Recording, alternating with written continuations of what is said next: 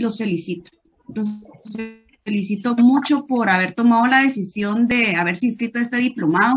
No es porque yo sea la directora de cámara, pero me siento muy orgullosa de este programa educativo que tenemos. La verdad, son ya casi 20 años de haberse fundado el diplomado.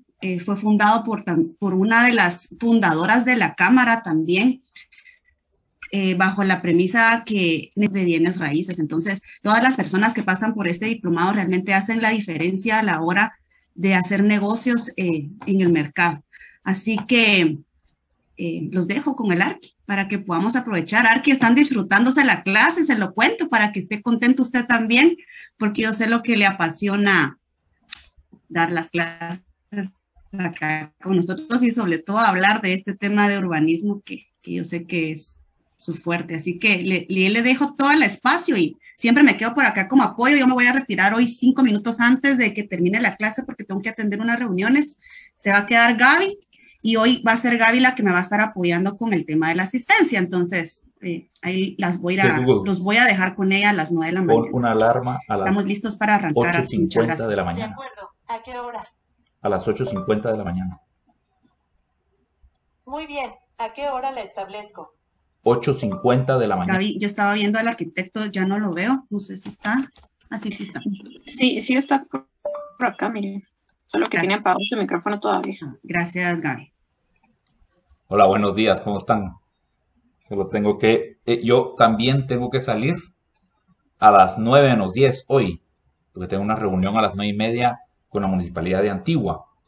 Entonces, vamos a darle rapidito y les repongo los 10 minutos, créanme, en las siguientes clases. Siempre nos tardamos un poco más. Vamos a retomar donde nos habíamos quedado. Espérenme un segundo.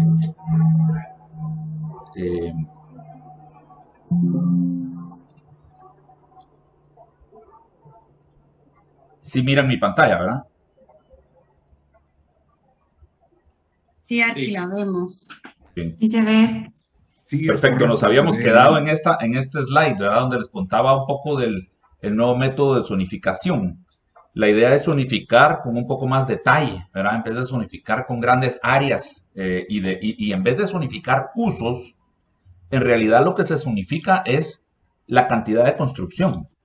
Y lo ideal es que los usos sean lo más mezclado posible. Como vimos en la clase pasada, la ciudad tradicional era mezclada, ¿verdad? Las tiendas abajo, las casas a la vuelta de la iglesia, todo mezclado, como la zona 1, como Antigua, esas son las ciudades europeas. Entonces el futuro del urbanismo ya entendió de nuevo que eso de separar usos, como lo había planteado Ebenezer Howard, y eso de usar baja densidad, son cosas que no funcionaron, ¿verdad? Y que realmente tenemos que regresar a una ciudad un poco más compacta, un poco más densa, más diseñada para el peatón, y eso implica mezclar usos y cuadras más pequeñas, mejores banquetas, fachadas más agradables hacia la calle, pero en temas de zonificación, esta idea de zonificar en pequeño, digamos, y entonces como les hacía el ejemplo la clase anterior, les explicaba, digamos, imaginémonos que esta calle de acá es la diagonal 6. Esta siguiente calle es la primera cuadra cuando uno está entrando a Oakland. Esta es la segunda cuadra. Esta es la tercera cuadra. Y este es, digamos, el barranco de Oakland, ¿verdad? Este de la mitad es el barranco de Oakland. Esta es la última calle, esa que va bordeando el barranco. Entonces uno puede tener los edificios altos sobre la diagonal 6 y llegar a tener hasta reserva natural en lo que es el barranco. Y entonces ir como haciendo un degradé de cuánto se construye. Pero si aquí adentro de Oakland, por ejemplo, un abogado tiene su oficina en esta casita, eso está re bien, ¿verdad? Y si como chalet, resulta que es una agencia de publicidad, pues no importa, ¿verdad? Que los usos sean mezclados no es malo, es bueno, ¿verdad? Lo interesante es que se regule la cantidad de construcción sobre la diagonal 6, donde tengo drenajes más robustos, puede pasar transporte público, o hacer los edificios más altos, ya sea de apartamentos o de oficinas, con comercio abajo, ¿verdad? Y cuando me voy metiendo a los lugares donde las calles ya no conectan tanto y el tráfico podría ser un gran problema, entonces ahí construyo con menor densidad. Y en lo que debieran ser reservas naturales, pues lo decreto G0 para que no puedan construir, ¿verdad? Entonces esto se llama una zonificación por capas o tiers, por eso se llama T1 to T6, ¿verdad? En el caso de Guatemala es de G0, este sería el G0 y este es el G5, ¿verdad? Entonces, pero si se fijan, vale totalmente igual, ya les tocará su clase del POT y se van a dar cuenta de dónde viene el POT. El POT viene de esta idea de los arquitectos gringos neourbanistas que empezaron a escuchar las ideas de Leon Trier y empezaron a tratar de aplicarlas en el sector privado de los Estados Unidos a finales de los años 80 y durante los años 90 empezaron a trabajar con las municipalidades en Estados Unidos para crear este tipo de códigos, este tipo de reglamentos, para poder hacer este tipo de proyectos, porque en Estados Unidos los reglamentos de zonificación se habían vuelto masacre, ¿verdad? Todo aquello eso es residencial, todo aquello es industrial, todo aquello es comercial, entonces no se podían hacer estas ciudades de uso mixto. Entonces había que cambiar los reglamentos para poder empezar a poder hacer proyectos como Cayala, por ejemplo. Entonces, de aquí viene lo que se llama el Smart Code. Esto se llama Smart Code, de la idea de crear este transecto urbano como capas de la cebolla, donde en el corazón de la cebolla es la más alta densidad y las capas exteriores de la cebolla son las de baja densidad, ¿verdad? Entonces, de ahí viene este concepto de zonificación por capas, digamos. Y en ese está inspirado el POT. Entonces, las ciudades del futuro realmente se parecen más a esto que a cualquier cosa que ustedes miran en el Discovery Channel, ¿verdad? O en el National Geographic, que les dicen que las ciudades del futuro son esos rascacielos que van a ser en Japón, que miden no sé cuántos kilómetros de altura, o ciudades que flotan en el agua. Babosadas, o sea, ya entendimos los arquitectos que el hombre tiene 10.000 años de experiencia de construir sin acero, sin aluminio, sin hacerle daño al medio ambiente. Y son ciudades que ahora veneramos, son ciudades que ahora viajamos a París y nos gastamos miles de dólares en divisas de turismo. Vamos a Roma, porque es de las ciudades más antiguas y sigue siendo una de las capitales europeas. 8 millones de habitantes en el siglo XXI. O sea, no son ciudades obsoletas, son ciudades que son más competitivas que cualquier idea modernista que seguimos pretendiendo que vamos a inventar en el futuro. Cuando ustedes comparan Roma, por ejemplo, con Dubái, es mucho mejor Roma. Dubái es una expresión de locas ideas modernistas, ¿verdad? Pero es pésima ciudad. Cuando comparan ustedes Roma con Las Vegas, ¿verdad? Eso ya se los dice todo, ¿verdad? Las Vegas es un como parque temático para adultos, pues Roma es una ciudad milenaria que sigue siendo, que uno no la quiere cambiar. A Las Vegas hay que demolerla cada 30 años porque ya pasó de moda y construir otro a la locura, ¿verdad? En cambio, Roma uno no la quiere tocar, la quiere seguir usando como la hicieron hace 2000 años, ¿verdad? Entonces, eso es bien claro ya, que el know-how del hombre de cómo hacer buenas ciudades se parece más al de antes que a cualquier locura del futuro, ¿verdad? Entonces, eso es una agenda bien metida dentro del movimiento neurbanista, ¿verdad? El movimiento neurbanista es producir los nuevos bienes raíces en el sector privado para el futuro.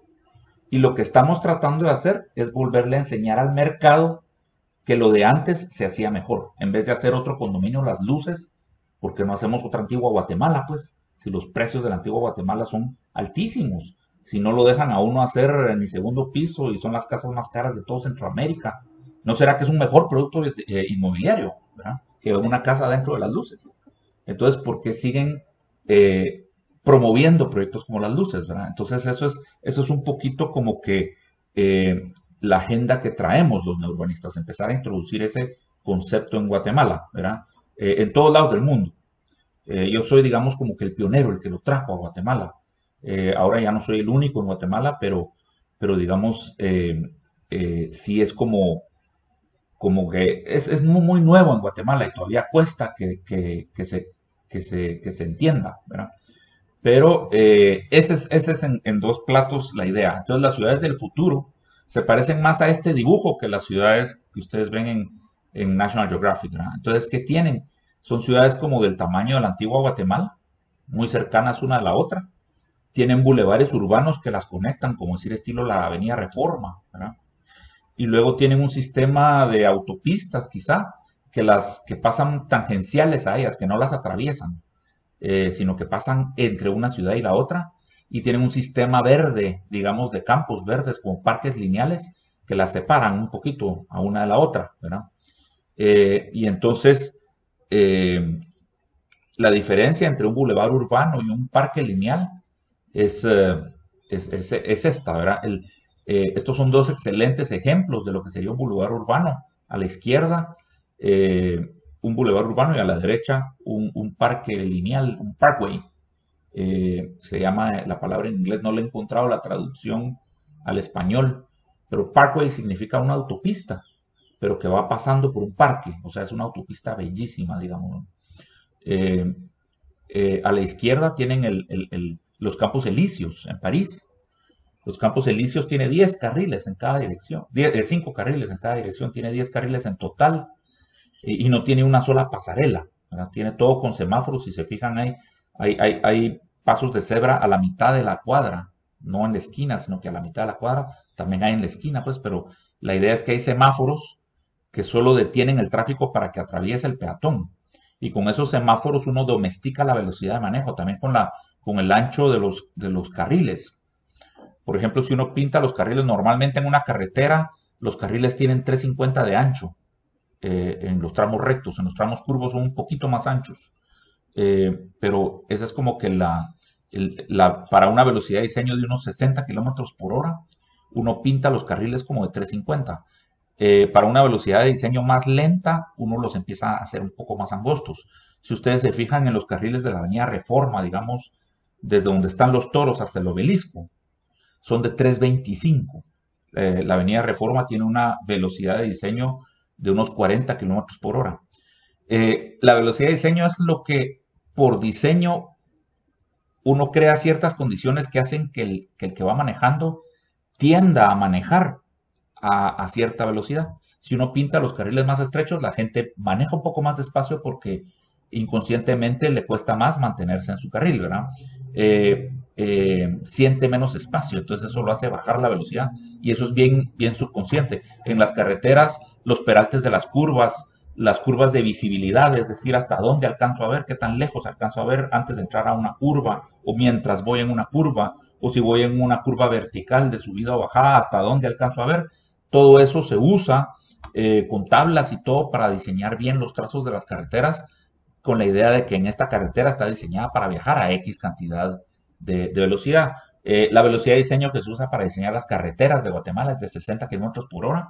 Cuando uno diseña para 60 kilómetros por hora, la gente normalmente maneja, digamos, a unos 80 kilómetros por hora. Y se puede llegar a manejar a 100 kilómetros por hora, pero se siente peligroso, digamos. Entonces uno tiene velocidades de diseño generalmente más bajas que la velocidad que realmente se van a tener, ¿verdad? Pero se usa el concepto y las tablas de velocidad de diseño para diseñar ciertos lugares con ciertas condiciones, tratando de que la gente maneje más o menos a tal velocidad. Entonces en los campos elíseos los carriles son angostos, son digamos de 325 como los de la Reforma, y tiene semáforos seguidos y pasos de cebra para que el peatón atraviese a nivel, y todo eso hace que la gente maneje más despacio. Más o menos se maneja a 25 kilómetros por hora por los Campos Elíseos, pero tiene las mejores direcciones de París a ambos lados, ¿verdad? Ahí están todas las oficinas de las casas matrices de las grandes marcas francesas, ¿verdad? Hoteles fabulosos, restaurantes increíbles, miren las banquetas, ¿verdad? Entonces, este es un ejemplo excelente de cómo tener altísima capacidad vial, pero de una forma muy urbana, muy, muy domesticada, digamos. Los Campos Elíseos es la calzada europea que más carros diarios maneja, o sea, más vehículos por día transitan en los Campos Elíseos que en cualquier otra calzada en toda Europa. Maneja más o menos 125,000 vehículos diarios. La Avenida Reforma maneja 75,000 vehículos diarios. La calzada Roosevelt maneja más o menos 125.000 vehículos diarios, similar a los Campos Elíseos. O sea, los Campos Elíseos con este formato, con esta apariencia, maneja la misma cantidad de vehículos que la calzada Roosevelt. Entonces, un poquito el asunto es si convirtiéramos en algo así la calzada Roosevelt, ¿no? No se necesitan los pasos a desnivel, no se necesita que parezca autopista, no se necesitan las pasarelas para los peatones, se necesita domesticar la calzada Roosevelt y volverla elegante, como decir la Avenida Reforma. Si la Avenida Reforma maneja 75.000 vehículos diarios, quiere decir que tiene una altísima capacidad también. En la Avenida Reforma pasan furgones de 18 ruedas, ¿no? Sirve para en las rutas de abastecimiento de la ciudad, maneja transporte público perfectamente. Y sin embargo es un paseo elegantísimo. Entonces, ¿por qué tenemos que hacerlo como autopistas, digamos? ¿Por qué no hacemos lo mismo con el Boulevard de los Próceres cuando uno va subiendo hacia la pradera, ¿verdad? Entonces, ese es un poquito de las reglas, de las lecciones que nos han dado algunos ingenieros viales que se han unido al movimiento neourbanista en Estados Unidos, ¿verdad? Gente que diseñaba autopistas y que son expertos en diseños de carreteras y pasos a desnivel y todo eso, han introducido los conceptos de utilizar rotondas en vez y de utilizar todo a nivel, ¿verdad? Y de hacer algo más elegante y que la velocidad de diseño más baja, en el caso de la ciudad, no la hace menos eficiente. De hecho, cuando ustedes diseñan una autopista, como por ejemplo la I-95 entre Miami y Fort Lauderdale, es uno de los tramos de autopista también más transitados de todo el este de los Estados Unidos. Y maneja también 125.000 vehículos diarios. Es equivalente a los Campos Elíseos. Sin embargo, a la hora pico, los dos van como a 15 kilómetros por hora, tanto en los Campos Elíseos como en la I-95. La I-95 está diseñada para hacerlo a 90 kilómetros por hora y los Campos Elíseos a 30 kilómetros por hora. Pero a la hora pico todos van a 25. Sin embargo, en los Campos Elíseos tenemos las mejores direcciones y a los lados de la I-95 tenemos los peores bienes raíces de todo Dade County y Broward County, ¿verdad? Entonces, es bien importante entender eso, ¿verdad? Y eso es una lección que viene de los ingenieros viales gringos, los pioneros en el movimiento no urbanista. A la derecha lo que ustedes tienen es el George Washington Parkway, que es un tramo de autopista que es monumento nacional de los Estados Unidos, saliendo de Washington DC hacia Gettysburg al lado del Potomac, y van pasando por lugares para hacer picnic, y tiene las bardas de las curvas, en vez de ser así de metal feo, son como de troncos y piedra, es una belleza, digamos, el formato de la autopista. Es una autopista que a la vez es un parque, digamos. Entonces ese es el concepto Parkway, ¿no? Entonces, en las ciudades del futuro ustedes tienen esa zonificación por capas, el corazón de la ciudad va a ser más denso, el borde de la ciudad va a ser verde y se entendería, digamos, la distribución de productos de bienes raíces de todo tipo. Hay chalets y hay apartamentos urbanos, pero a distancia peatonal uno del otro, ¿verdad? Tiene esos parkways y estos son conceptos un poquito más. Esto es importante también. Lo que ustedes ven arriba, por ejemplo, es el centro cívico, es la red pública, ¿ah? Es el centro cívico, pudiera ser también las majadas, como todo comercial. Lo que ven en medio es el condominio Las Luces, ¿ah? Es la red privada o la red económica, es donde vive la gente, ¿verdad? La parte privada de la ciudad. Lo que ven hasta abajo es lo que es una verdadera ciudad, es el Civitas, es la combinación de las instituciones con los hogares, ¿verdad? Es la antigua Guatemala, es París, ¿verdad? Es escoger el condominio de Las Luces y combinarlo otra vez con el centro cívico, ¿verdad? Y volver a ser una ciudad tradicional. Entonces, otra cosa que es importante ir cambiando es eso de dedicarle el espacio público al automóvil, dejar de hacer aerodinámicas nuestras calles como las de Vistahermosa, digamos, que las curvas de radio son así súper amplias y entonces los carros manejan muy rápido y entonces resulta que después hay que llenar de túmulos Vistahermosa para poder domesticar el vehículo en áreas residenciales, ¿verdad? Hay que volver a hacer estrechitas las esquinas y que el peatón tenga menos asfalto que atravesar, ¿verdad? Y que el carro tenga que manejar de más despacio. Y otra cosa importantísima es que debemos quitar el garage de la fachada de nuestras casas. para que las fachadas de nuestras casas no se divorcien del espacio público, sino que más bien sus ventanas acompañen y vigilen el espacio público. Esto está comprobadísimo. Hay una teoría que se llama la teoría de la ventana rota. Hay videos de eso en YouTube, los pueden buscar. Es una teoría que aplicó Giuliani cuando fue alcalde de Nueva York para bajar la criminalidad. Por ejemplo, encontraban una esquina donde estaba abandonada una casa y tenía las ventanas rotas y el farol de luz estaba roto. Y ahí era donde se ponían a vender droga los pushers, ¿no? Entonces venían como municipalidad, limpiaban la fachada de la casa, le quitaban el grafiti, le cambiaban las ventanas y componían el farol de la esquina. Y el dealer de drogas se iba a buscar otro lugar, ¿verdad? Entonces, para llevar seguridad a un lugar, lo que tenemos que llevar es apariencia de seguridad. Y eso espanta a los ladrones. Es exactamente el caso de 4 grados norte. Si ustedes se ponen a pensar en el 2004, cuando se inauguró 4 grados norte, fue un fenómeno, porque fue un oasis ahí en medio de la zona 4, ¿verdad? Es decir, lo único que se hizo fue que se volvió a enchufar la arquitectura con el espacio público, con la calle. Y al volver a conectar la arquitectura con el espacio público, esa callecita peatonal, la fase 1 de 4 grados norte en su día de inauguración, fue un lugar increíble que cambió la zona 4. Y ustedes se pueden imaginar, digamos, estar ahí desvelándose, platicando con alguien en una banquita en 4 grados norte, y en eso se dan cuenta que ya cerraron todo y que son las 2:30 de la mañana y que hay que ir al carro para ya irse a la casa. Adentro de la calle de 4 grados norte uno no siente el peligro, pero en cuanto sale de la calle de 4 grados norte y cruza a la vuelta de la esquina para ir a buscar dónde parqueó el carro, empiezan los nervios, ¿verdad? Eso mismo siente el ladrón, ¿verdad? Entonces no va a estar en la callecita donde están las banquitas, pero probablemente sí lo va a estar esperando a uno en la esquina, ¿verdad? Entonces, ese diseño del espacio público, la relación con el peatón, con la arquitectura, es importantísimo para hacer una ciudad segura. Si seguimos levantando los muros de nuestras casas y poniéndole razor ribbon en la parte de arriba y cerrando la puerta del portón, nos asaltan adentro de la casa y nadie se da cuenta afuera. Y nos asaltan enfrente de la casa y nadie se da cuenta adentro de la casa. Y nadie de la calle lo ayuda a uno porque la calle es tierra de nadie, ¿verdad? En cambio, una calle como la de la Antigua es una calle que le pertenece a los vecinos.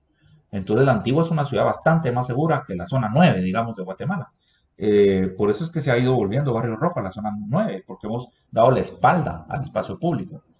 Entonces, esto de diseñar las fachadas de las casas en relación a la calle es otro elemento importantísimo, digamos, para que una ciudad funcione bien.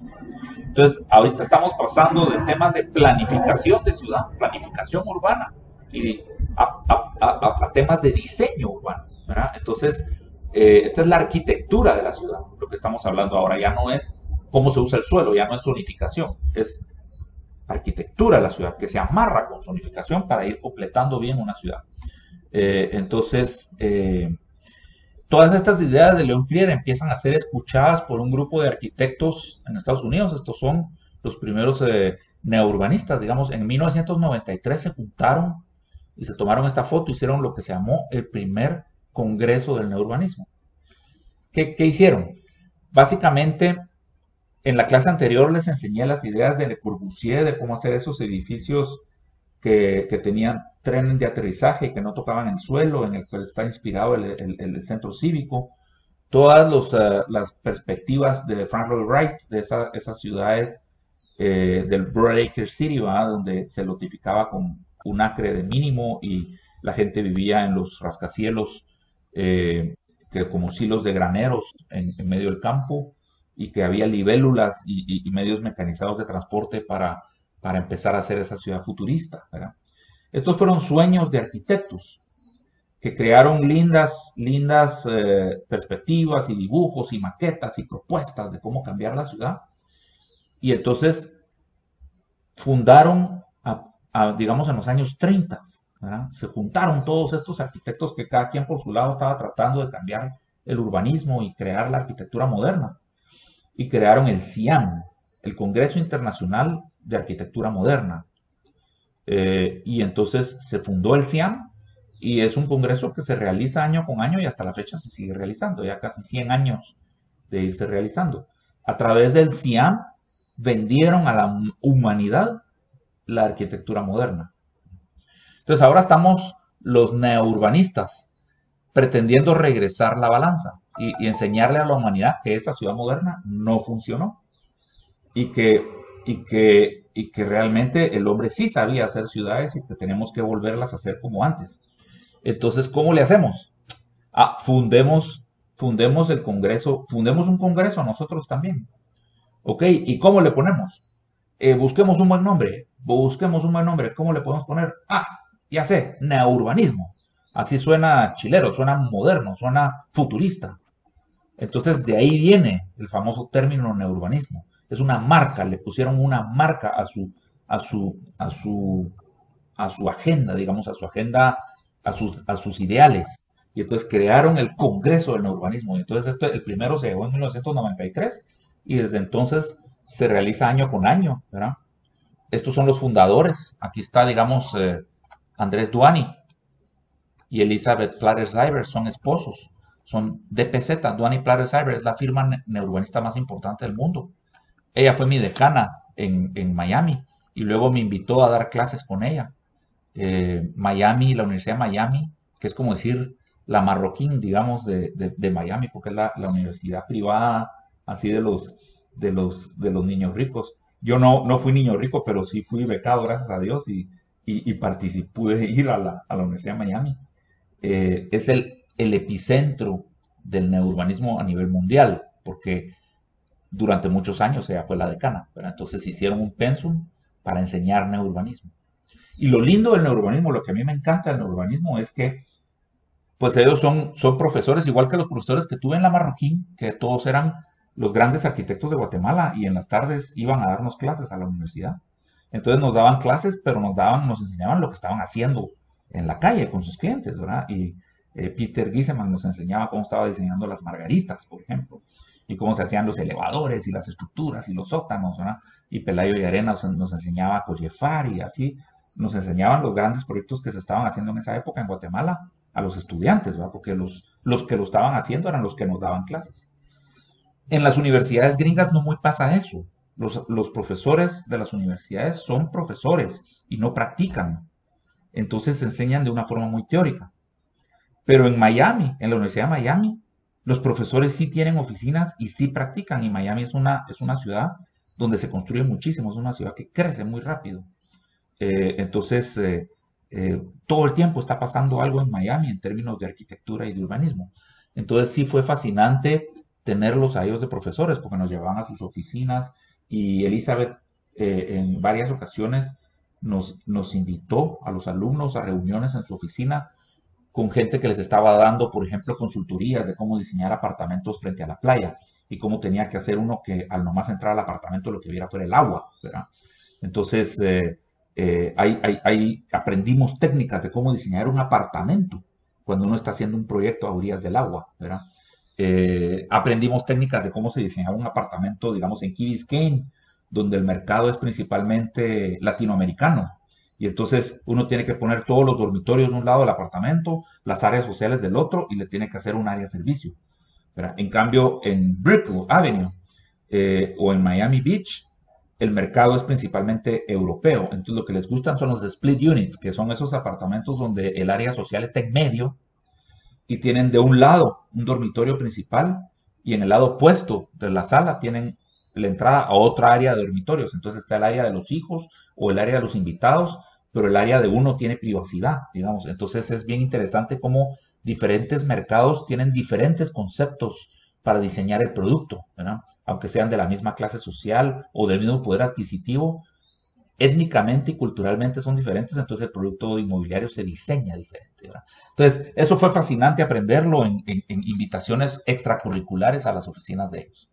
Otros acá son Stefanos Pulisoides y Elizabeth Moll. Ellos son de Pasadena, California, son socios y esposos también. Molan Pulisoides. A Stefanos lo invité para que me ayudara con Cayalay. Con él hicimos todo un estudio de cómo colonizar las cuadras. Ya se los voy a enseñar en clases futuras. Jaime Correa y Eric Valle eran Correa, Valle y Valle. Y a ellos los traje en 1998, cuando yo trabajaba para los CLOS, e hicimos junto con los 6 arquitectos el plan maestro del Naranjo. Y fue el primer proyecto neurbanista en Centroamérica, ¿verdad? El primer plan maestro de una ciudad neurbanista en Centroamérica. El segundo fue Cayalá, que lo hice con Leon Krier. Eh, eh, Luego está también Joseph Cole y Víctor Dover y Joseph Cole. Ellos también han trabajado en Guatemala en proyectos, en planes maestros. Pero digamos son los fundadores, ¿verdad? Peter Calthorpe. Peter Calthorpe es este de acá. Él es experto en una línea muy interesante que se llama la retroalimentación urbana, que es coger partes de la ciudad que se han deprimido y volverlas a llenar con producto inmobiliario nuevo, relanzar partes de la ciudad. Y está muy relacionado a la reestructuración del transporte público. Entonces, es experto en un concepto que se llama TODs. TODs es Transit Oriented Developments, que son prácticamente nuevas centralidades alrededor de una estación de metro o una estación de bus o algo así.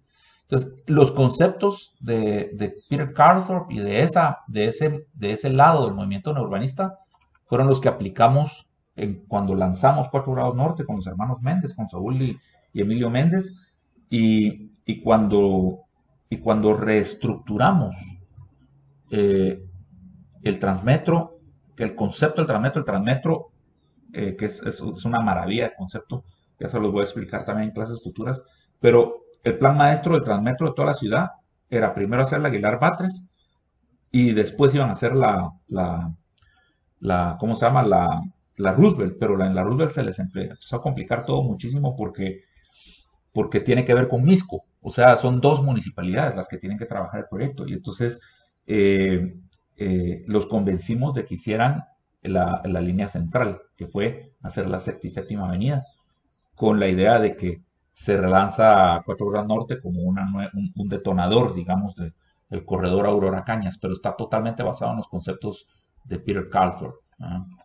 El primer proyecto neurbanista surgió en Estados Unidos, diseñado por Duane y Platter-Cyber, e invitaron a participar a muchos otros arquitectos. De hecho, invitaron también a Leon Krier.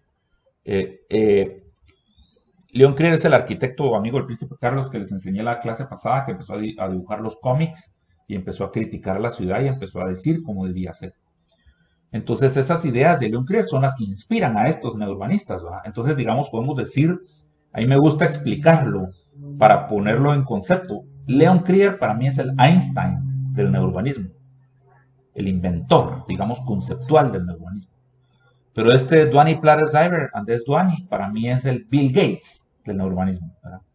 Es el que dijo, esas ideas son fabulosas, metámoslas aquí al sector privado, traigámoslas a Estados Unidos y hagamos proyectos con esas ideas. Y entonces eso de crear una nueva forma de hacer códigos, plug and play, ¿verdad? Es puro como volverlo práctico y digerible para el mercado, ¿verdad?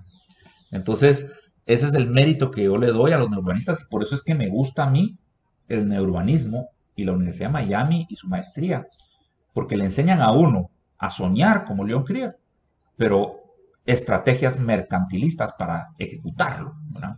Entonces, eso es lo chilero, digamos, del movimiento neurbanista. El primer proyecto neurbanista era más parecido a un Marina del Sur, si lo quieren ver ustedes así. Se llama Seaside y queda en el Panhandle de la Florida. El Panhandle de la Florida es como el apodo que tiene un pedazo de la Florida. Si ustedes piensan en el estado de la Florida, que tiene más o menos esta forma, ¿verdad? Donde aquí está el Atlántico y aquí está el Golfo de México. Entonces, es como que pareciera un sartén. Imagínense que este es un sartén y este es un mango, ¿verdad? Entonces, esta parte de la Florida se llama el Panhandle, el mango del sartén, ¿verdad? Entonces, el proyecto queda ahí, cabal. El proyecto queda aquí, digamos, a la mitad del Panhandle, viendo hacia el Golfo de México. Entonces, es un lugar que, digamos, ustedes piensan que Miami está aquí abajo, ¿verdad? Y toda esta costa atlántica es carísima. Palm Beach, Boca Ratón, es toda de millonarios, ¿no? Y luego acá está Naples, en Sarasota, que toda esta parte de la Florida también es de megamillonarios retirados de lo que le llaman cottonheads o cabecitas de algodón, millonarios de todo el norte de los Estados Unidos que en su vejez se vienen a vivir a la Florida porque la Florida tiene un clima sabroso y es planita, no hay subidas, entonces está llena de campos de golf y todo para vida de retirados, ¿no? Pero de mucho dinero. En cambio, aquí está Gainesville, aquí está Jacksonville. Cuando se van hacia acá, se están yendo hacia Luisiana, digamos, hacia Nueva Orleans, y aquí está Panama City. Esto es como decir, toda esta parte de aquí, de tanto de Luisiana como esta parte de Florida, es de clase media, es como no de ricos, sino que es lo que ellos llaman el redneck Riviera. El redneck, la expresión redneck es un poquito denigrante, ¿va? Significa nuca roja, nuca quemada por el sol. Quiere decir que soy trabajador, soy albañil o soy carpintero, soy alguien que trabaja manualmente, ¿verdad? Entonces soy un redneck. Pero sin embargo, los rednecks en Estados Unidos ganan bastante dinero, ganan suficiente dinero para tener una casita de fin de semana, ¿verdad? Entonces, el Redneck Riviera son lotificaciones tipo, no sé, lo que sería el Liquín ahora, ¿verdad? Que ya no es lo prime, pero que la clase media alta sí le puede entrar. Y entonces, o ventas de terrenitos ahí cerca de Iztapa, o no sé, Antigua Gardens, esos proyectos que no están dirigidos a los ricos, sino que a una clase media alta que sí tiene dinerito, porque son empresarios, ¿verdad? Son dueños de una cadenita de taxis, o son dueños de una fabriquita de pilas de lavar, ¿verdad? O de una fabriquita de bloc, ¿verdad? Son empresarios, tienen unas sus ferreterías, no sé, son empresarios, pero no son los ricos digamos, de Marina del Sur. Entonces, eso es lo interesante de este proyecto. Es un proyecto que en principio eran 4 acres de área, no es tan grande, ¿verdad? 4 acres son, ¿qué les dijera yo? Unas 5 manzanas. Y entonces el dueño la había heredado, era una finca de naranjas y quedaba ahí, como decir, en Iztapa, ¿verdad? No les estoy hablando de Marina del Sur, ¿verdad? Les estoy hablando que quedaba ahí, no sé, Monterrico, ¿verdad? Entre Monterrico y Iztapa, ¿verdad? Entonces, habló con Andrés Duani y Elisa Clarice Ivory, y entonces le enseñaron los libros de Leon Clear y le dijeron, podemos diseñar un pueblito acá, y usamos la arquitectura floridiana, como la arquitectura tradicional de Florida, para darle carácter. Y entonces eso hicieron, ¿verdad? Y para hacer el plan maestro, se me ocurre una idea. En vez de hacer como Marina del Sur, digamos, Marina del Sur, si se fijan ustedes, esta es la orilla de playa, y tiene una calle en la orilla de playa, y todas estas casas monopolizan el frente al agua, ¿verdad? Y luego tiene un canal aquí, y todas las casas que están del lado del canal y en la parte de atrás son gachas, ¿verdad? Las únicas buenas son las que monopolizan el frente al agua. En cambio, esto dijeron, no, hagámoslo diferente, hagamos un montón de calles perpendiculares al frente al agua, que metan la plusvalía del waterfront hasta el fondo del proyecto, ¿verdad? Hagamos que todas las calles terminen en el agua, que empiecen adentro y terminen en el agua, incluso estas diagonales que tengan vista al agua, ¿verdad?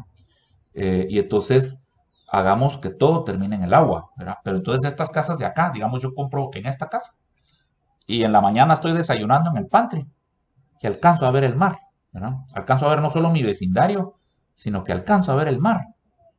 Y cada calle terminémosla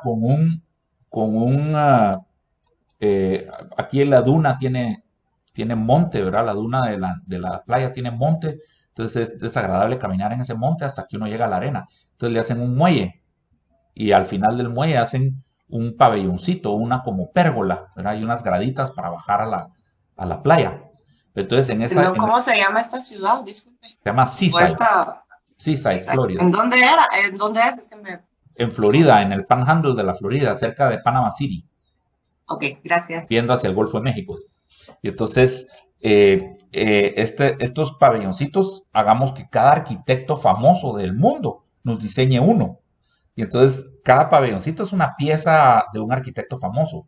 Si es una ciudadcita, pongámosle un post office, ¿verdad? Entonces ponen un post office acá, que este sea el downtowncito, digamos, esta parte en medio sea el downtowncito.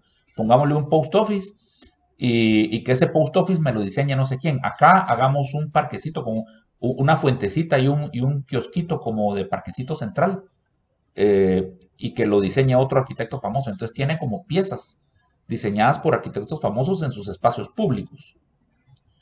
Y ahí están ustedes metiendo la red pública junto con la red privada. O sea, es un proyecto privado, pero para que parezca ciudad tiene que tener edificios públicos, ¿va? Entonces, si va a tener, digamos, como cualquier condominio, cualquier edificio de apartamentos tiene sus buzones en el lobby, entonces mejor hagamos un post office, hagamos una oficinita de correos y que tenga formita de oficinita de correos de edificio público, ¿verdad?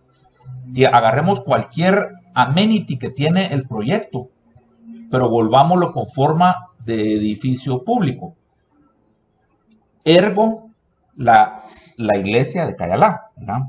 Ergo, el pabellón ese, el Athenaeum, que es ese como templo griego que se mira en Cayalá.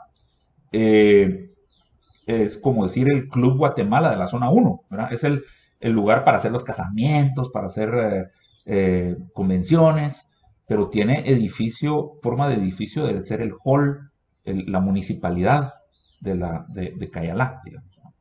Entonces, uno coge en un proyecto no urbanista cualquier pretexto, cualquier amenity, no sé, las canchas de tenis, la piscina, y lo convierte en un edificio público, ¿verdad? Le da otra, un tema, ¿verdad? De que sea uno de los edificios públicos, para que no parezca proyecto el proyecto, sino que parezca ciudad, ¿verdad? Entonces, realmente nosotros ya no hacemos proyectos, nosotros hacemos ciudades. Entonces, esos son, digamos, conceptos claves del diseño que caracterizan a Seaside, ¿verdad? Entonces, Seaside se empezó a vender para su mercado objetivo, que eran los rednecks. Y una cosa bien interesante, y es que la mayoría de los proyectos neurbanistas de la primera, perdón, de la primera generación, estos, digamos, de los años 80, 90, son lotificaciones, no son proyectos de casas, son lotes, lotificaciones. Entonces, ¿cómo hago para que al vender una lotificación me vaya quedando un proyecto con una arquitectura unificada y que parece que lo construyó el desarrollador? Pues se hace un código arquitectónico, pero los códigos arquitectónicos son súper interesantes. Son códigos con muchos dibujos. Es básicamente como cuando ustedes se compran el carrito de Lego, en la cajita, ¿verdad? Y desarman, abren la cajita y viene un libro de instrucciones que les dice exactamente cómo armar el carrito.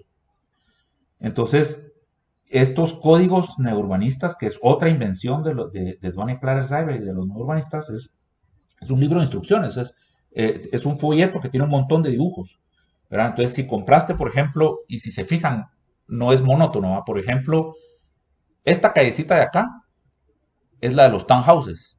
Aquí está diseñado para que las casas estén pegaditas, como en Londres, como en París, ¿verdad? Y son casitas como de 4 pisos de alto. Entonces, esta calle tiene una personalidad, ¿verdad? Esto me dejó de funcionar. ¿Me escuchan? Sí, arquitecto, una consulta. ¿Esta ciudad en específico tiene... ¿qué tan alto puede ser? ¿Tiene restricciones? Tiene restricciones, claro. Gracias. La idea es que no haya rascacielos, ¿verdad? Porque los rascacielos son de las ciudades modernas. Entonces, para mí ese es un error, digamos, de Marina del Sur, que quiere parecerse más a un Cancún que a un Playa del Carmen, ¿verdad?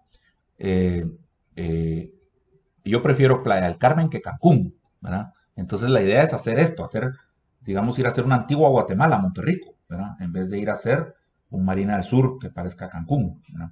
Entonces, es el error, digamos, de las torres de Panajachel, ¿no?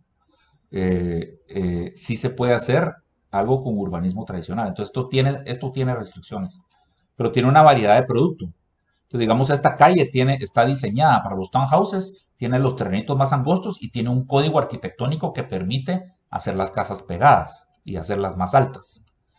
Pero esta calle, por ejemplo, estas calles de acá, son de side yard houses, son casas que se pegan a un lado, pero tienen que tener el jardín al lado, a la par. Entonces viene la siguiente casa y se puede pegar a un lado del terreno, pero tiene que separarse del otro.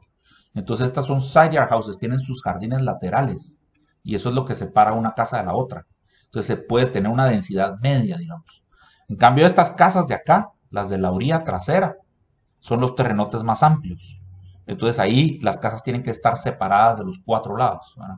Entonces hay un reglamento para esta calle, hay un reglamento para estas calles, hay un reglamento para esta calle, hay un reglamento para esta calle que es la del downtown, ¿verdad? Que aquí tiene tiendas abajo, tiene comercio abajo, tiene hotelitos arriba. Esta es una foto bien antigua. Esto ya está lleno, ¿verdad? En esta foto aérea tal vez el proyecto tenía unos 10 años de edad.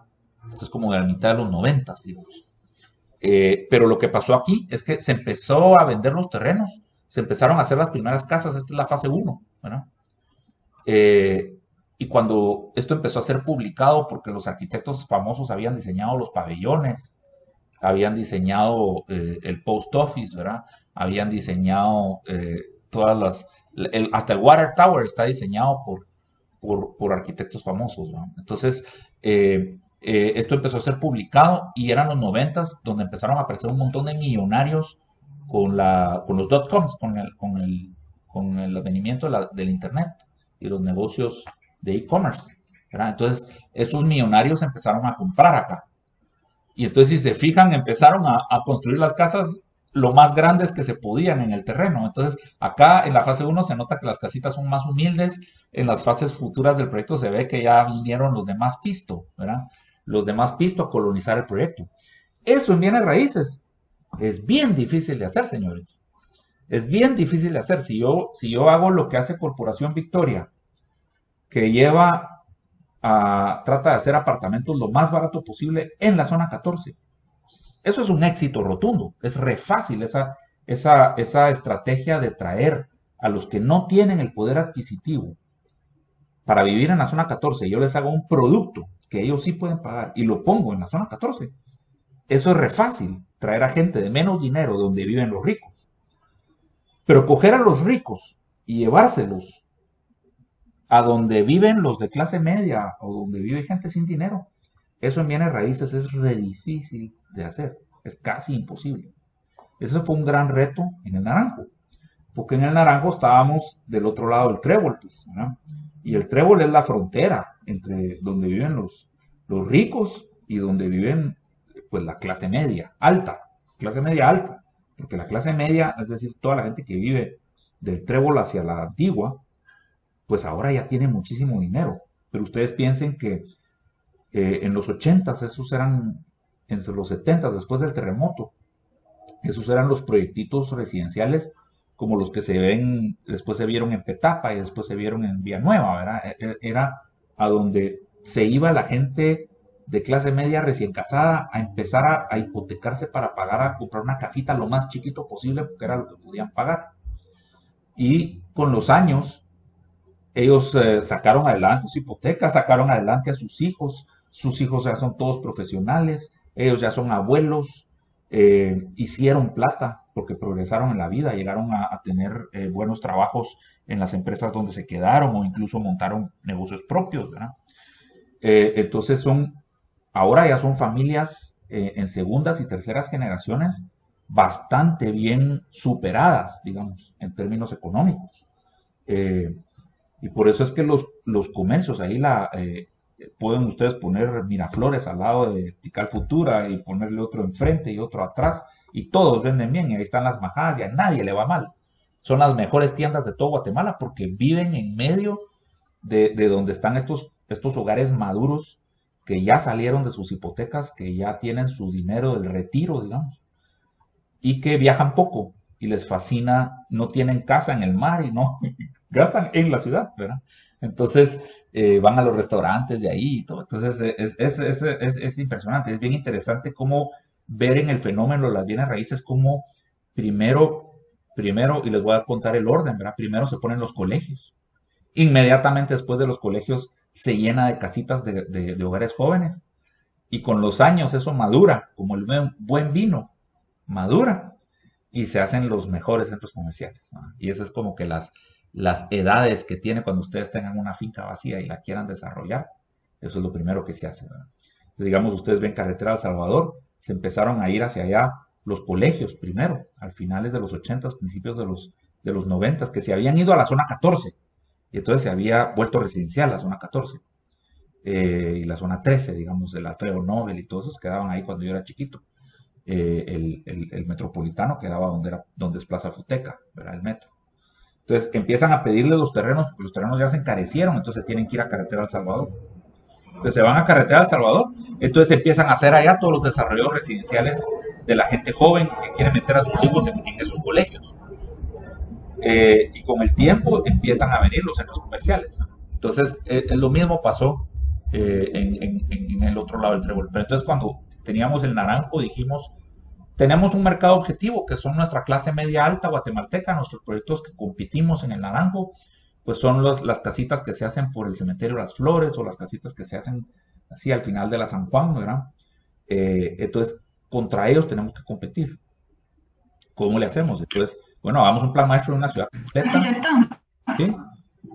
Una pregunta, en esta ciudad de Seaside, como es una ciudad urbanista, ¿en dónde está como que el área donde la gente va a trabajar? O sea, estamos hablando de las casas y de ese centro que tiene un poco de comercio y oficinas, pero en general como el uso mixto, ¿en dónde se puede ver? No muy hay muy poquito. Es esta parte de acá, que ahora ya está construida. Lo que pasa es que la tiene que comparar no con una ciudad verdadera, sino que con un Marina del Sur.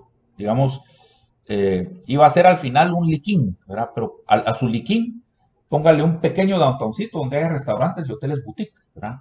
En vez de hacerlo encerrado como Marina del Sur y que adentro no hay nada, pues, solo casas y mar y la casa club. Entonces mejor hágale un pedazo que sí está abierto al público. Hágale un pedazo que es como Cayalá. Imagínense que usted tuviera un pequeño Cayalá en medio de Marina del Sur y que hubiera ahí restaurantes y hotelitos boutique. ¿No serían más valiosas aún las casas de Marina del Sur? ¿No sería más chilero ir a Marina del Sur pensando que usted podría salir de su casa de Marina del Sur, caminar, ir a cenar a un bonito restaurante? Entonces, ese es el concepto, ¿verdad? Uno trata de hacer una ciudad con todo lo que pueda, pero en diferentes condiciones, en diferentes terrenos tiene diferentes condiciones. Digamos, estamos haciendo uno en Atitlán, ¿verdad? Pero es en un lugar perdido de Atitlán. Entonces tiene re poquito comercio porque realmente no le va a ir bien al comercio.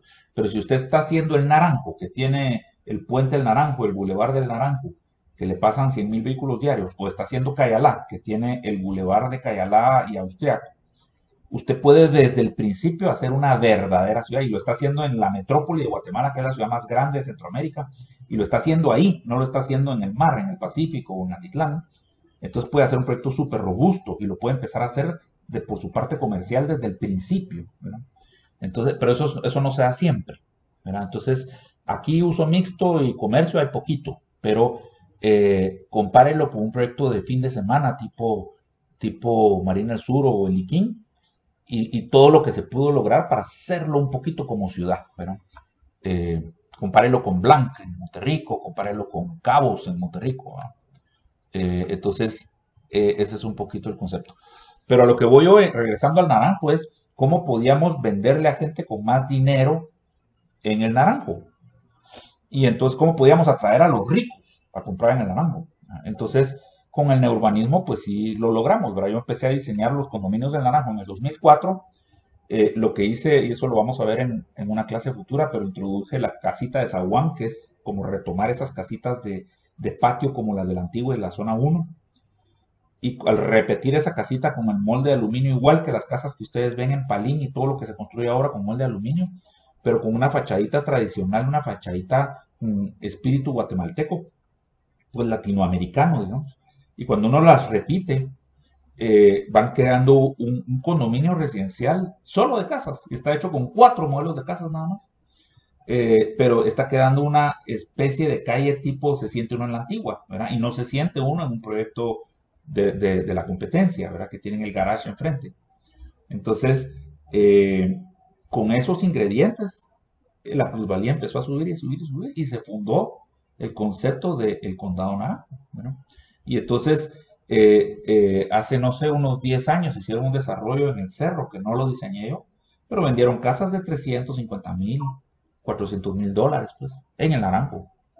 Entonces, sí se puede hacer, incluso en Guatemala, usando neurbanismo. El llevar a los ricos a donde vive una clase, digamos, un mercado objetivo más bajo. Y eso es un fenómeno bien interesante porque no solo funcionó en Estados Unidos, sino que está funcionando en Guatemala también. O sea, es una estrategia que dio resultados en Guatemala. Hicieron el charter del urbanismo, que es su Biblia, digamos. Ahí está el concepto ese de la zonificación por capas. Y el concepto aquí es el pedestrian pocket, o sea, lo que uno camina en 5 minutos. Esa es como que una regla de diseño. Esto se usa para diseñar malls, ¿verdad? Para diseñar centros comerciales. El pedestrian pocket es algo que se usa para diseñar centros comerciales. ¿Cuánto puedo caminar en 5 minutos? Y entonces se usa también para diseñar master plans. Hago un barrio que lo puedo recorrer entero en 5 minutos de radio, digamos. Entonces, la Antigua, por ejemplo, tiene 4 de esos vecindarios. Yo puedo caminar en 5 minutos del centro de un vecindario al centro de la Antigua. Puedo caminar en 5 minutos del centro del vecindario al borde de la Antigua. Puedo caminar en 10 minutos del borde de la Antigua al corazón de la ciudad. Y en 20 minutos a pie me atravieso toda la ciudad. Y tengo alcance a todos los productos de bienes raíces. Desde clase trabajadora, digamos, cuando voy saliendo hacia Jocotenango. Ahí tengo hasta carpinteros, herreros, mecánicos de carro, ¿verdad? Que me cambian el radiador del carro, me chapucean el radiador del carro, en una casita de patio, ¿no? Y si me voy hacia las gravileras, tengo los megamillonarios, ¿verdad? Con sus mansiones de millones de dólares. Y si me voy hacia el Calvario, tengo a la clase media. Y si me voy hacia Ciudad Vieja, tengo a la clase media alta. Pero todo el mundo puede caminar al Parque Central y el jardinero puede ir a hacerme el jardín a pie, ¿verdad? No se tiene que pelear con 3 extraurbanas y salir a las 4 de la mañana de su casa.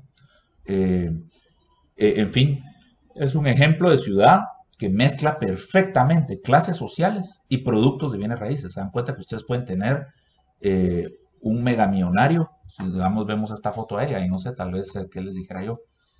Esta cuadra, la mitad de la cuadra es la mansión de la familia González, si quieren ver así, ¿verdad? Y tienen ruinas adentro del jardín y todo.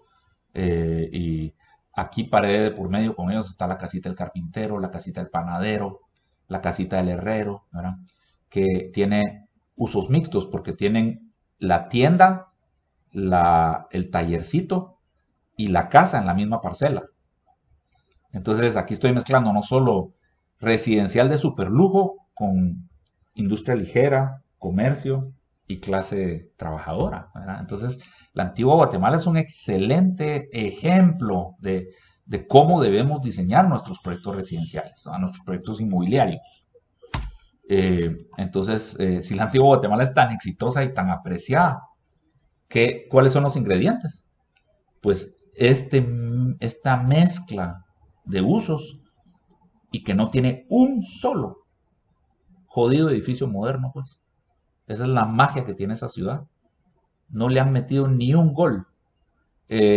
Ustedes van a Shela, al centro histórico de Shela, y está el parquecito central de Shela, y está que la pensión Bonifaz y la casa que fue el Banco de Occidente, y luego viene el pasaje Enríquez, la misma municipalidad de Shela, lindísimo el parque central de Shela.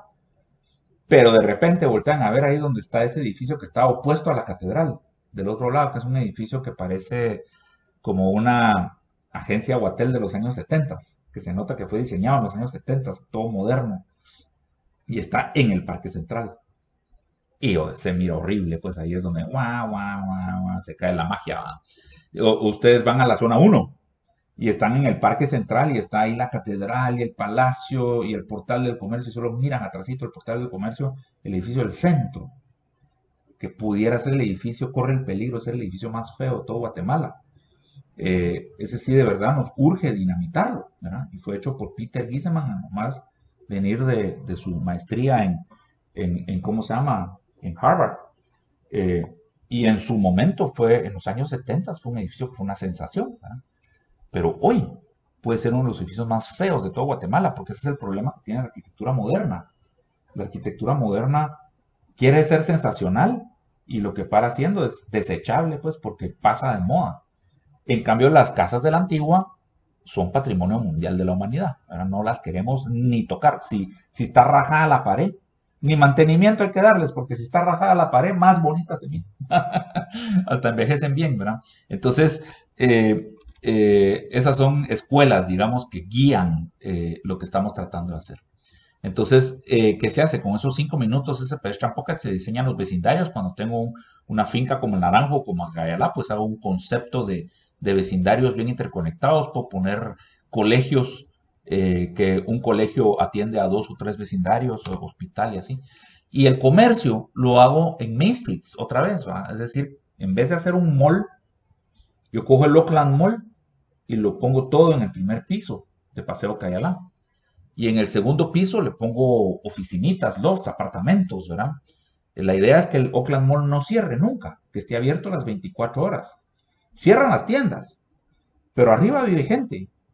Y hay gente paseando el chucho en la madrugada ahí frente a las tiendas. Y entonces el policía que me cuida el Oakland Mall también me cuida el apartamento. Entonces no, digamos, ustedes juntan la cuota de mantenimiento de las torres de Tiffany, la cuota de mantenimiento del Design Center, que incluye vigilancia. Cada uno de ellos incluye su vigilancia. La cuota de mantenimiento del Oakland Mall, que también tiene su vigilancia, pero ya solo pagan entre los 3. Y la cuota de mantenimiento, digamos, de las Margaritas, ¿no? Y entre los 4 se juntan y solo pagan un grupo de vigilantes que los cuida a los 4 al mismo tiempo, ¿verdad? Entonces se pueden ir creando como ciertos efectos de sinergia que hacen más efectivo ¿cómo se llama?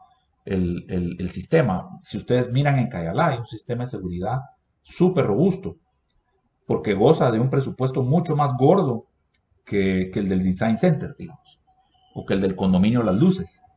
Entonces, ahí los policías vigilan las calles en los carritos de golf, ¿verdad? Le recogen al patojo cuando se tropieza con la bicicleta, ¿verdad? Y se lo llevan a la casa. Hay un nivel de atención mucho más alto por el personal de seguridad que en Las Luces, ¿verdad? ¿Por qué? Porque hay más pisto para pagar más personal de seguridad. Entonces, por esta sinergia, digamos, que se está dando en Cayalá. Entonces, todos estos conceptos eran muy nuevos hace 20 años cuando empecé a hablar de esto. Ahora, como Cayalá ya ha ido avanzando, yo ya les puedo dar ejemplos que ustedes pueden palpar, ¿verdad? Y Cayalá, créanme, es una relación de amor y odio la que tengo con Cayalá, porque tengo varios años de no estar involucrado, y a pesar de que admiro muchísimo al dueño y cómo se casó con el concepto y lo lleva súper bien, están cometiendo una serie de errores terribles también, ¿verdad? O sea, no crean que todo lo que hay en Cayalá a mí me gusta, pues no están siguiendo con arquitectos neourbanistas y entonces están cometiendo terribles errores en el diseño urbano que afectan muchísimo, que a las tiendas no les va muy bien, ¿verdad? Entonces el comercio en Cayalá no es muy exitoso, ¿verdad? Entonces en eso sí está fallando la agenda de Cayalá, que no compite realmente con el Oakland Mall, no compite con Fontavela. En Fontavela y el Oakland Mall lo chamarrean, digamos, en ventas por metro cuadrado. Entonces, los otros desarrolladores dicen, no, el neurbanismo en Guatemala no muy funciona, ¿verdad? Digamos, no he logrado convencer a Spectrum de que haga un Cayalá en vez de un Oakland Mall, porque dicen, no, nosotros lo que sabemos hacer es mall, pero la verdad es porque no hay un demostrativo que diga con neurbanismo se puede hacer igual de exitoso que lo que el mall en términos de comercio. Entonces, eso es lo que hace falta, ¿verdad? Pero es porque los arquitectos que lo están llevando ahora y el dueño está embebido con ellos, no conocen de eso, ¿verdad? Y entonces están cometiendo muchos errores que encarecen mucho las bienes raíces de Cayalá, pero el éxito no se puede negar y el ejemplo que está dando es excelente, pues está demostrando a nivel latinoamericano que se puede hacer un proyecto inmobiliario, un master plan completo de una ciudad tipo Roma en el siglo XXI en Latinoamérica, ¿verdad? Con conceptos de condominios abiertos al público, ¿verdad? En fin, yo siento que sí, Cayalá es... ¿Sí? Buenos días, tengo una duda respecto al aumento de la población. ¿Y qué pasa si yo tengo un terreno, por ejemplo, de 20 por 20, donde podría caber una familia o construir un apartamento y meter a, no sé, 20 familias, 30 familias. A mi parecer, yo pienso que eso es adecuado porque la población aumenta cada vez más. Entonces, no sé si me puede dar un comentario respecto a eso, ¿verdad? Por la expansión de las personas. Sí, estás en todo lo correcto. La densidad más alta en la ciudad es importantísima, pero como vamos a ver un poquito más adelante, hay una receta de densidad ideal, ¿verdad? Esa densidad más alta ya la habían descubierto eh, siglos atrás, ¿verdad? Esa densidad más alta que tiene relación con el cuerpo humano es más o menos 6 pisos de altura. París, ¿verdad? La ciudad de París. La ciudad de París, la ciudad de ¿cómo se llama? De Roma, la ciudad de Washington, D.C. Son ciudades que no tienen rascacielos, ¿verdad? Y entonces, y sin embargo la ciudad de París tiene 360 habitantes por hectárea. La ciudad más densa de toda Europa. La ciudad de Guatemala, para que tengas una idea, y lo vamos a ver en un slide en clases futuras, tiene un promedio de densidad, no sé, tal vez de unos 80 habitantes por hectárea. O sea, se puede casi que cuatruplicar la densidad de habitantes por hectárea. Vos podés coger la ciudad de Guatemala, que entre el parque, entre el mapa en relieve y el Mayan Golf, ahí a orillas del lago de Matitlán en Villanueva, si juntas Villanueva con Guatemala, esa mancha urbana que tiene 30 kilómetros de largo por 10 kilómetros de ancho, ahorita tiene más o menos 4 millones de habitantes. Pues le puedes meter 16 sin agrandarla más y la haces como París. Entonces, ¿por qué está toda la calle de Montúfar todavía de un piso y sin apartamentos? Porque está prácticamente toda la zona 9 sin residentes, ¿verdad? ¿Por qué tenemos que irnos a hacer el Pulte Golf allá a la zona 24 cuando tenemos, no sé, la Reforma con edificios vacíos, con terrenos vacíos todavía que nunca se han construido en toda la historia de la Reforma? En 100 años de estar vacíos. Hay terrenos vacíos sobre la Avenida de las Américas que nunca se han construido, ¿verdad? Entonces, ¿por qué tenemos tan ociosa nuestra tierra y seguimos expandiendo la ciudad en pro del automóvil, ¿verdad? Porque no la densificamos más. Entonces, yo sí estoy totalmente de acuerdo con lo que acabas de decir. Sin embargo, densificarla a 25 pisos de alto, 30 pisos de alto, que ahora levantaron la límite de aeronáutica civil en ciertas zonas de la ciudad y van a empezar ustedes a ver edificios de 35 o 40 pisos de alto. Eso es demasiado caro, es absurdo, es caro financieramente, es caro estructuralmente, es caro en un país sísmico, ¿verdad? Es re difícil evacuar a la gente en conceptos de incendio o de terremoto, ¿verdad? De esas estructuras. Entonces, no es lógico hacer ciudades como Nueva York. No es lógico hacer ciudades como así tan verticales. Entonces vos tenés un terreno de 20 metros de ancho, yo tengo un diseño de townhouses que son de 4 pisos de alto y son de 5 pisos de alto, porque son 4 pisos de ambientes residenciales y tienen un sótano para los carros y la lavandería y tienen 5 metros de ancho. Entonces podemos coger tu terreno de 20 metros de ancho y le metemos 4 de estos townhouses. Y entonces cogiste el terreno y lo densificaste a 5 pisos de altura sin hacer elevadores y áreas comunes. Entonces vendés el metro cuadrado del townhouse como, no sé, un 70% del metro cuadrado de un edificio de apartamentos y te va súper bien. Y estás vendiendo casas en la ciudad cuando solo te venden apartamentos en la ciudad. Entonces, hay formas de densificar la ciudad con producto urbano, pero no tiene que ser apartamentos y torres de apartamentos tan altas, ¿verdad? En Guatemala, el sector inmobiliario de casas se brinca de una vez a torres muy altas y nadie ha desarrollado el producto intermedio. Les voy a enseñar ejemplitos muy aislados de producto intermedio. Entonces, Perdón, solo tengo una duda con sí. esta. En zona 14, digamos que vemos, bueno, que cada vez hay más edificios, pero también a la vez estamos viendo como ese concepto mixto de que metieron un montón de centros comerciales, que está la ciclovía. ¿Cómo se ve esto? ¿Como que se está la tendencia volviendo neurbanista o no?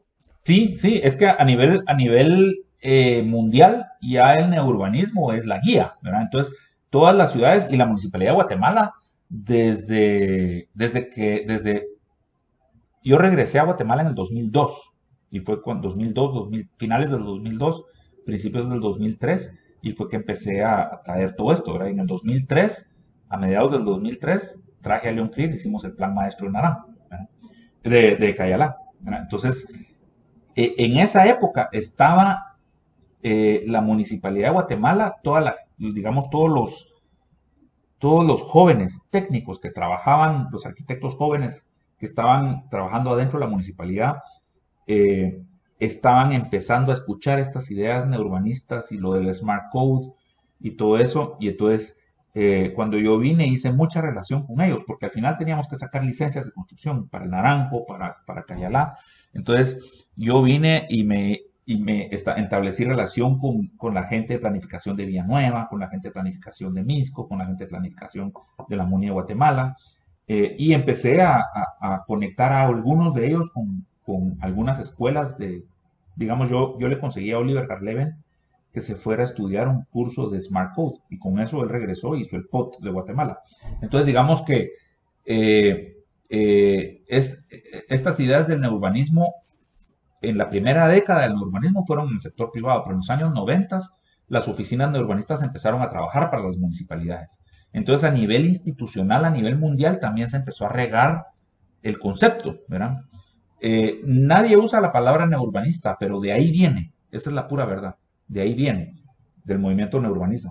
Pero ya es a nivel mundial que se entiende que la ciudad tiene que regresar a ser una ciudad de uso mixto y una ciudad más compacta, más densa. Y entonces sí, cabal, eso es, ¿verdad? El mercado también lo pide, ¿verdad? Es decir, ya no se puede con el tráfico en carro, entonces yo ya no puedo tener los trabajos hasta allá y los centros comerciales por allá y la casa hasta por acá, ¿verdad? Entonces, el mismo mercado empieza a demandar que me quiero ir a vivir a un lugar más urbano, y ese es el proceso, ¿verdad? Y entonces, sí, a eso va. Y si ustedes miran cuando vean el POT, ustedes se van a dar cuenta que hay unas reglas establecidas estándar de cuántos metros cuadrados yo puedo construir en un terreno G5, ¿verdad? Pero si yo hago ciertas cosas, la MUNI me premia y me da más metros cuadrados como premio, se llaman los incentivos.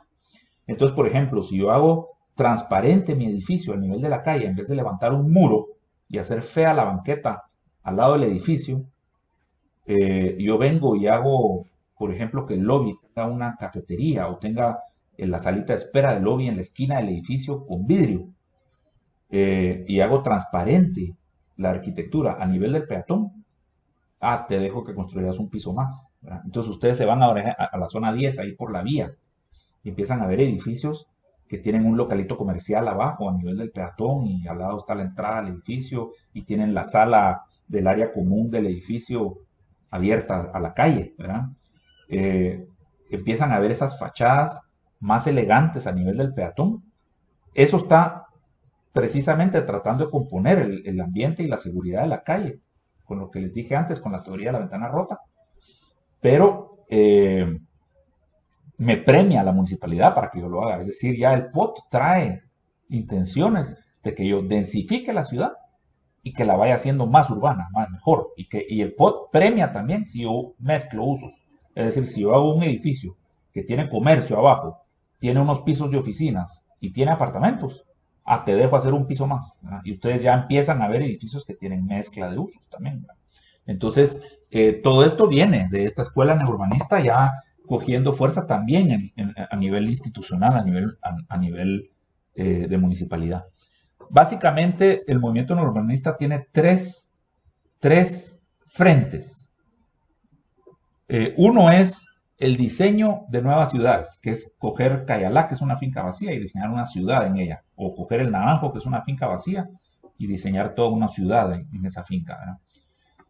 La otra es la retroalimentación de la urbe, que es coger 4 grados norte, que es una parte de la ciudad que está deprimida, y volverla a lanzar, ¿verdad?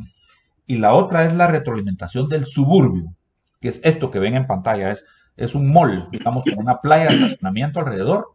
Es un desarrollo muy suburbano, ¿verdad? Coger los suburbios y volverlos urbanos. Algo que ya se desarrolló, pero se desarrolló mal, porque se desarrolló suburbano, densificarlo para volverlo urbano, ¿verdad? Entonces, le quito el techo al mall y en las playas de estacionamiento meto más producto, meto casas, ¿verdad? Encierro las playas de estacionamiento en medio de la cuadra para que no se miren. Miren, aquí están las playas de estacionamiento.